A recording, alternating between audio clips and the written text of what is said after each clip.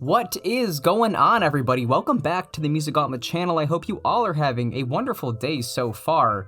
Man, it feels good to say that intro again. I know, it has indeed been a minute since I have uploaded a video or anything, and I could make up a medley of excuses as to where I've been and everything, but long story short is I had to recalibrate how I was going about this channel, really. I really do care a lot about talking about music and having conversations generated around music, and it's never something I wanted to stop doing. I was just hitting the point of burnout way too quickly, and I don't have anybody else to blame other than myself for that. My goal was to generate a group of people that just enjoy watching my videos and then afterwards can have a discussion about the music or maybe something different entirely. Because at the end of the day, I was defeating my own purpose. I was talking about music and enjoying that aspect of it, but when it came to the grueling part of these long, just very tedious edits, I just didn't want to do it, period. I do enjoy the editing process, it is a fun thing for me, but it is so damn time consuming. I'm definitely not complaining, it's more props to the people that do put in that effort or at least can afford to have somebody make their videos look that pristine. And I don't also want you to think that my videos are now gonna look like garbage either. It's just not gonna have as many intricate edits as much as it is just going to be a topic about music, something I want to talk about. Obviously, there's going to be some edits and there's some animation, so it is lively, but the whole point is going to be an in and out discussion about music. It's not going to be an elongated video where I feel like I'm stretching out my opinions to fit like some kind of mark, which leads me to where I am today. When there are newer album releases, or at least maybe within like a 2-week span, ideally, now don't quote me on this, ideally I would like to do weekly when there's like a couple releases that I do want to talk about. I can kind of bunch them into one video. I know I did Gauntlet roundups before, but that was encapsulating an entire month, and even that was a pretty grueling process as well, because I didn't feel like I was maybe fully digesting some of the albums instead of just skimming them over to get an opinion on them. So hate it or love it, ya boy's back, and this is the new style of reviews I am going for, and we'll just see how long I can sustain this. I can see this going for a while, because it's a format that I have always enjoyed from other YouTubers. It's one where they talk about several pieces of media that they've either enjoyed or didn't enjoy, but they don't make it overly long talking about albums, they don't make it overly short, it is just the perfect size, and I think that's just what I'm gonna try and do. So yeah, do you wanna get into this week? Let's get into this week. No more rambling. Let's get over the intro, and let's talk about this Isaiah album, huh? Isaiah Rashad, TDE affiliate. This is his official debut studio album, I think, because the other two, they were just mixtapes. And anybody that is remotely into the hip-hop zeitgeist knows that this project was a pretty big deal. Because not only has it been since 2016 since we last heard from Isaiah, but TDE has not been releasing the best albums as of late. I personally have enjoyed them, but I understand, like, even though I enjoy Redemption and Crash Talk, like, I still understand that those are the weakest albums that those two have put out. Of course, in my opinion. And personally, I don't think this is a bad album by any means, and I don't think anybody thinks this is a bad album, but I do believe that people are going in it with the expectations that this needs to be something immaculate in order for TDE to have its revival period.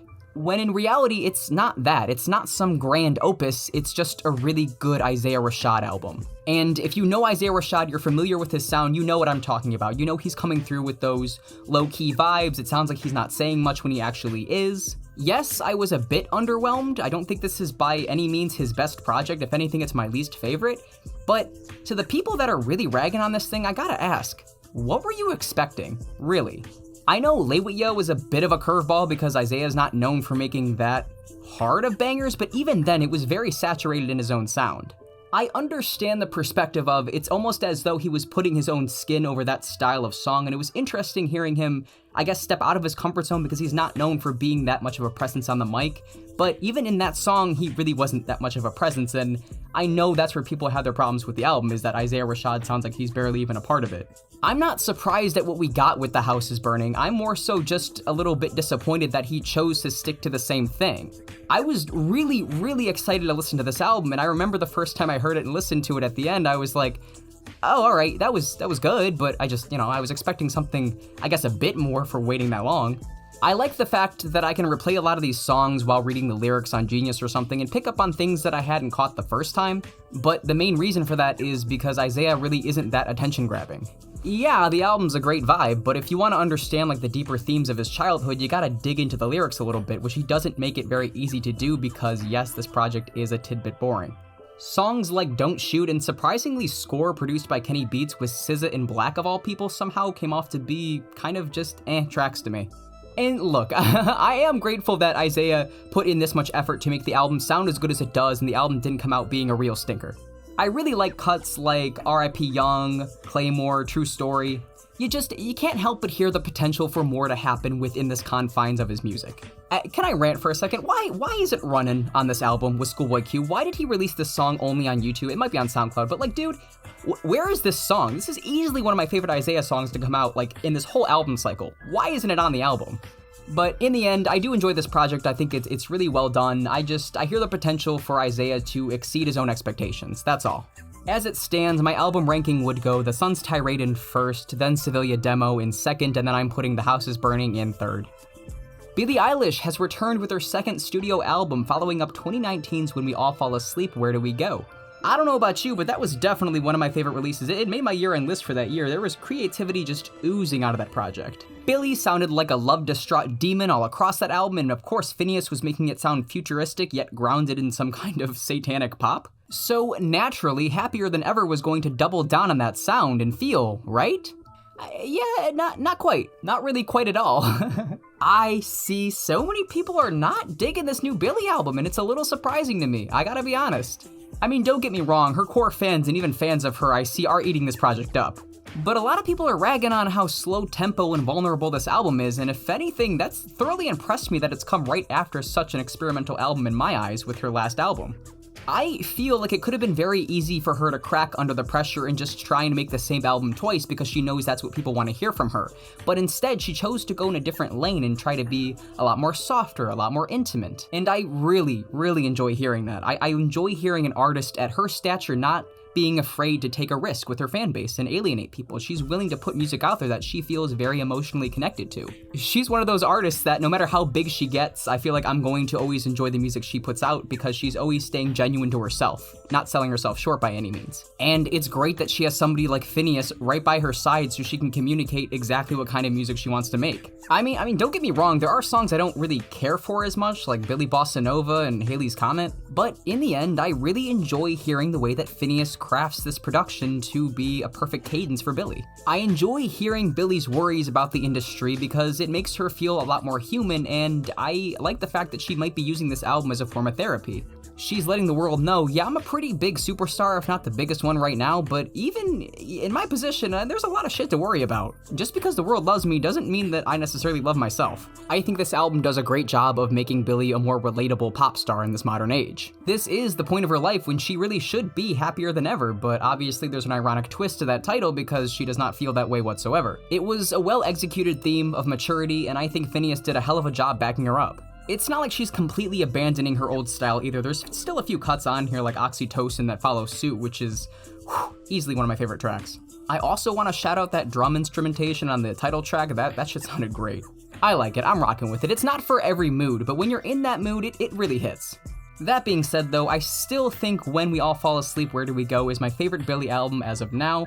Only 2 albums in though, I cannot wait to see where this girl goes from here. There is so much potential. I would say I respect this album a lot for the fact that it switches gears so much and risks alienating her fan base, but yet she's like, I don't give a fuck. I really want to be vulnerable with my fan base, so yeah, I respect the hell out of it. Moving on, last album I want to talk about, King's Disease 2, Nas.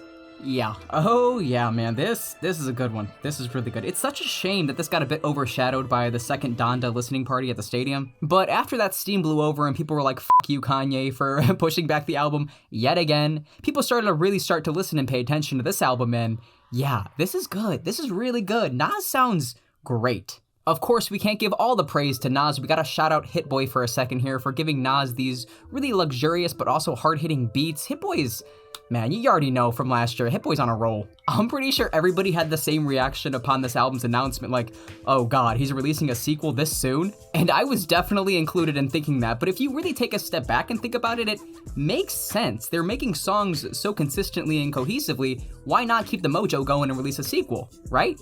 Why wait another 10 years to release a sequel when it's not gonna feel the same? I guess you could make the argument that this album could potentially sound rushed if they were just trying to follow it up so quickly, but I don't think Nas would have, or Hit Boy would have released this if it did sound rushed. If they knew it didn't sound great, I don't think they would have just pushed it out this year. But They knew this album was a slap. It's so cool. Seeing a Boogie with the Hoodie and YG on the same album as Eminem and Lauryn Hill. This is the potential that veteran rappers have to just make the art that they want to make and collaborate with people they want to collaborate with. For the longest of time, people referenced 444 as an album where there is an artist, a rapper per se, in their later years that's still making like a great to classic album potentially. But if you're not dealing with, let's just say, the marital issues that Jay-Z was on that album, this is the golden beacon for just making an album and just making it what you want to make it about. Obviously, an artist doesn't have to keep making art if they don't want to, but if an artist is suffering from writer's block in their older age, just listen to this album and you will hear the creativity that despite Nas being in the game for so long, these ideas, they sound fresh because it's a new perspective. It's his older age perspective on the game. It makes songs like Death Row East really refreshing because it's like Nas sits you down, he's got a cigar and some bourbon, he's like, all right, let me tell you about how it was in my day. And as much as you may know the story that he's describing already, you still can't help but want to stop and listen to it, just by how good of a wordsmith and poet he is. I think the only way you could improve upon this album is if you just trimmed some of the fat, but even then there's not that much fat. If this was like a 45-minute album, I think it would just be that perfect, it would just hit perfectly. The way I describe it is like you're just about to get off a roller coaster. You had the thrill and excitement of the roller coaster, but you're slowing down. It's taking its time getting there. It hasn't let you out of the seat yet. It's taking its time being over. You're no longer part of the thrilling aspects of the ride. You just kind of want to get off, but it's not letting you. Pause. That, and I don't need any more reindeer puns in hip hop anymore. I really don't. But overall, this is a more than solid album. I really enjoy listening to this album. I would say I probably enjoyed listening to individual songs more than the entire album, but if it came on all at once, I wouldn't be mad at all. And you are out of your god-d mind if you think I'm gonna rank all of Nas's discography in one breath, so I'm just gonna go ahead and say this is the better of the King's diseases. How about that? I am looking forward to seeing where he goes from here. I would like to know, with this newfound love for hip-hop, what is the next Nas album gonna sound like? But for now, I'm really rocking with this. And I think that's gonna be it. This was a bit of a longer video. I don't intend for these videos to be this long. I just wanted to explain my newfound way in which I'm going to go about this channel. This way, I feel like I'm gonna love doing what I do more. I'm gonna be able to be more consistent with it, and at the end of the day, yeah, I'm just gonna be able to put out the content that I wanna put out. So thank you, oh God. So thank you for watching all the way into the end. If you watched all the way into the end, I would like to know your guys' opinion on these albums. If you think I was way off base, pretty accurate, let me know and I would love to talk about it. That is the whole point. Let's talk about this music. My Instagram and Twitter accounts are linked below if you want to have the discussion there instead of the comment section. That's perfectly fine by me. And yeah, that's all I gotta say. I'll see you in the next one.